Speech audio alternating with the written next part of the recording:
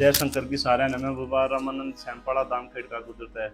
आज बात करते हैं वैदिक दिनचर्या के बारे में। ये पुस्तक है, इस पुस्तक से मैं आज की सारा सारांश लूंगा और मैं आप लोगों को बताऊंगा कैसे अपनी दिनचर्या बनानी, कैसे रहना है। आप लोगों ने ये अपने अमल में भी लेना है। आप अमल में लाओगे तभी हमारा ये वीडियो बनाने का फायदा है।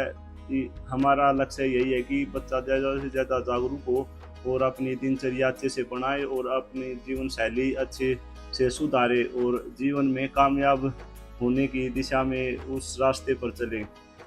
हमारा सबसे मेन पर्सन यही है कि अपने सनातन धर्म का प्रचार करना। वो किसी भी तरीके से हम लगे हुए हैं और वो आप लोगों के सामने है। ये पहले बोलते हैं कि कहते हैं जिसने आठों पैर जीना सीख लिया, मतलब हमारे एक दिन में एक रात में 24 घंटे में 8 पैर होते हैं। उस पैरों को जिसने जीना सीख लिया उसने इस लोक शताब्दी को जीवन जीत लिया, और जिसने प्रातःकाल को जीत लिया उसने इस लोक को परलोक को दोनों को जीत लिया। इसलिए कहते हैं कि आप सुबह उठना शुरू करिए और सुबह उठने से ही मात्र इस आप जिसने सुबह का उठने का आनंद का पता लग गया ना, मेहनत करने का पता लग गया, उसने इस लोक को जीत लिया और आपका स्वास्थ्य भी ठीक रहेगा। सबसे पहला सुख यही है निरोगी काया। आप इस पर ध्यान दीजिए और हमारा लक्ष्य जब भी सफल होगा जब आप लोग इस वीडियो के माध्यम से या अपनी दिनचर्या में सुधार लाएंगे और हमें कमेंट पे बताएंगे कि आपकी वीडियो से हमें ये फायदा हुआ है। जो साधक अपने स्वास्थ्य, बुद्धि और सुख को सदा बनाए रखना चाहते हुए प्रातःकाल में ब्रह्म मुहूर्त में उठ जाए, इसमें भी बता दिया बुद्धि भी और सुख भी सदा बनाए रहे।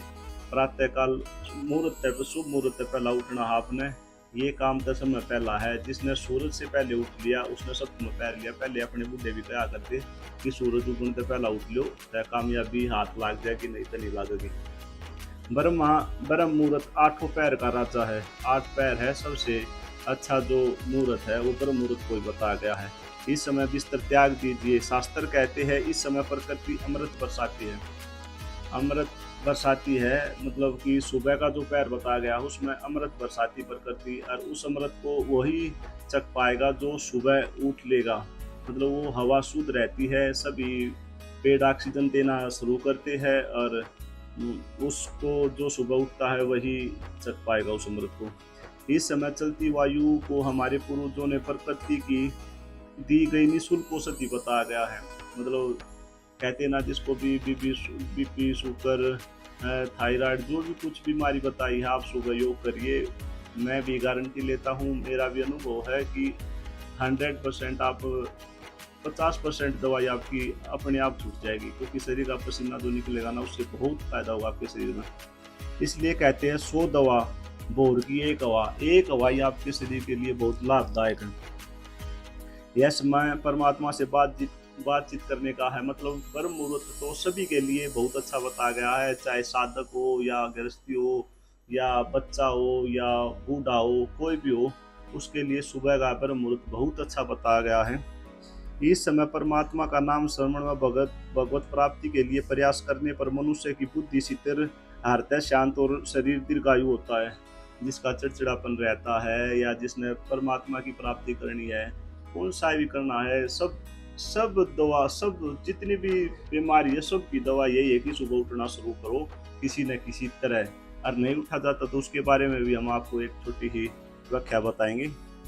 हमारे ऋषियों ने भी ऐसी किया कि आरोग्य, दीर्घ जीवन, सौंदर्य, धन, विद्या, बल, तेज, प्रार्थना, ध्यान, आराधना, अध्ययन हेतु ब्रह्म मुहूर्त अत्यधिक फल देता है।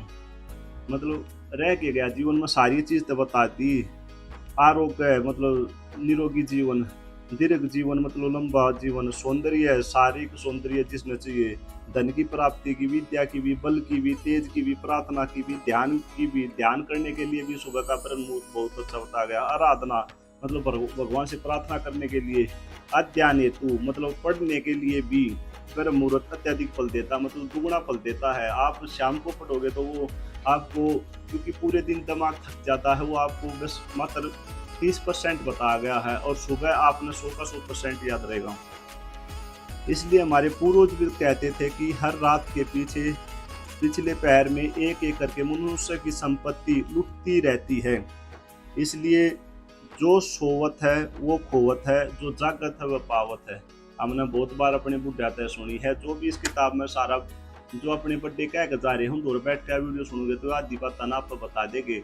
आज के दिन इस वीडियो के माध्यम से या जितनी भी मैं वैदिक दिनचर्या के बारे में बताऊंगा वे सारी बात अपने बुढ़ा हो रहा है। इस मारे आप इन्हें अपने अमल में लाओ, अमल में लाओगे जब फायदा है। ये वीडियो बनाने का भी कमेंट में जरूर बताइए कि हमने इस वीडियो तक क्या सीखने मिला, हर के सीखेंगे।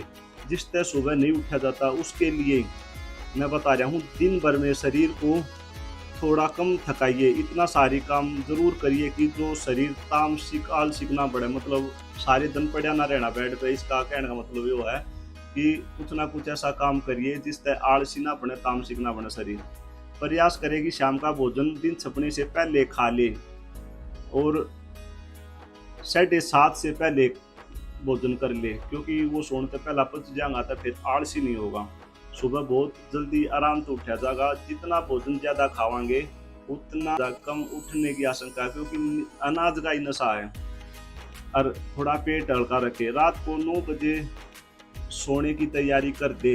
लास्ट 10 बजे तक है, जब आप सुबह 5 बजे 4 बजे 3 बजे उठ पाओगे।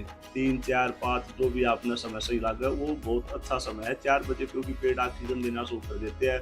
उस समय आप जो घूमने जाओगे आपके शरीर में बहुत ही लाभ होगा।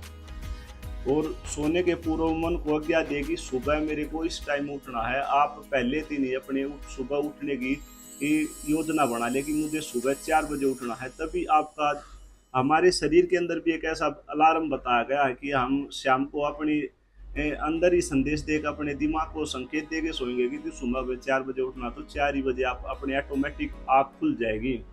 ये भी मैंने प्रैक्टिकल करके देख रखा है। मैं जो भी बता रहा हूँ आपको प्रैक्टिकल के बारे में, आपका जीवन सुधारने के लिए, आपकी दिनचर्या सुधारने के लिए मैं आप लोगों को बता रहा हूँ। ये काम तो हम पिछले 1 साल से कर रहे हैं, पर वो कुछ बच्चों पे कर रहे हैं। और ये जो भी सारांश शीट दिया गया उसमें तो ये 10 सवाल है।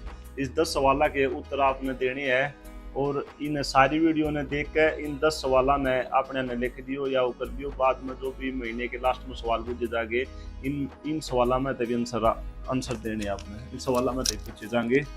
कितने पैर जीना सीखना है, नंबर 1। नंबर 2, लोक परलोक किसने जीत लिया। नंबर 3, प्रकृति क्या बरसाती है। नंबर 4, कितनी दवा बोर की एक हवा आगे का पैरा। नंबर 5, जो सोवत है सो खोवत है आगे का पैरा और जो बनया है जो इसमें सारांश में है। रात को कितने बजे सोना है। सुबह का मुहूर्त का क्या नाम है। अच्छा, 8 पैर का राजा कौन सा मुहूर्त है। नंबर 9, हमारे ऋषियों ने क्या सिद्ध किया है। प्रश्न नंबर 10, एक एक करके मनुष्य क्या लुटाता रहता है। ये सभी प्रश्न जो पूछे गए हैं इस पैरे के सारांश में पूछे गए हैं। उसमें से आपने ध्यान से वीडियो को देखकर इन सभी प्रश्नों के उत्तर देने हैं। वीडियो बनाने का माध्यम है ये वीडियो ज़्यादा से ज़्यादा बच्चों के पास भेजें, इसको शेयर करें, ज़्यादा से ज़्यादा कमेंट करो जो आपने सीखा है, और लाइक सब्सक्राइब का आपने करना है। और इसमें बढ़ चढ़ कर साथ दो। ये क्लास सभी के पास जाए और सभी को सीखने का मौका मिले। जय शंकर की आदेश।